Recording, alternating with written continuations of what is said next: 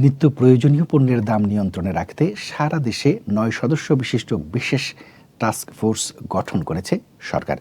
অতিরিক্ত জেলা প্রশাসককে আহ্বায়ক করে গঠন করা এ টাস্ক ফোর্স নিত্য প্রয়োজনীয় দ্রব্য সামগ্রীর বাজার পরিস্থিতি ও সরবরাহ চেইন তদারক ও পর্যালোচনা করবে। বাণিজ্য মন্ত্রণালয় থেকে জারি করা এক প্রজ্ঞাপনে টাস্ক ফোর্সের কার্যপরিধি বিষয়ে বলা হয়, টাস্ক ফোর্স নিয়মিত বাজার, বৃহৎ আড়ত, গোডাউন, কোল্ড স্টোরেজ ও সাপ্লাই চেইনের অন্যান্য স্থানসমূহ সরজমিন পরিদর্শন করবে এবং নিত্য প্রয়োজনীয় পণ্যের মূল্য যৌক্তিক পর্যায়ে রাখার বিষয়টি তদারক করবে।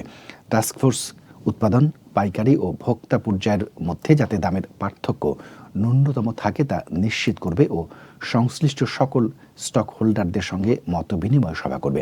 টাস্কফোর্সকে প্রতিদিনের মনিটরিং শেষে একটি প্রতিবেদন বাণিজ্য মন্ত্রণালয়ের দ্রব্যমূল্য পর্যালোচনা ও পূর্বাভাস সেল এবং জাতীয় ভোক্তা অধিকার সংরক্ষণ অধিদপ্তরের কেন্দ্রীয় নিয়ন্ত্রণ কক্ষে পাঠাতে বলা হয়েছে।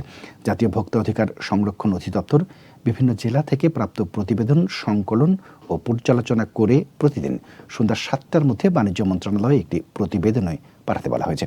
এদিকে শেয়ার বাজারের সার্বিক উন্নয়ন, বিনিয়োগকারীদের আস্থা বাড়ানো ও আন্তর্জাতিক মানের সুশাসন নিশ্চিত করতে সংস্কারের সুপারিশের জন্য ৫ সদস্যের টাস্ক ফোর্স গঠন করেছে পুঁজিবাজার নিয়ন্ত্রক সংস্থা Bangladesh securities and exchange commission.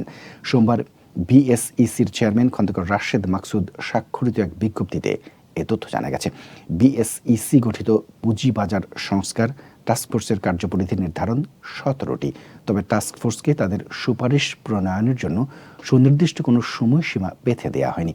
যৌক্তিক সময়ে টাস্কফোর্স তাদের সুপারিশ বিএসইসিতে জমা দেবে বলে আশা প্রকাশ করেছে বিএসইসি।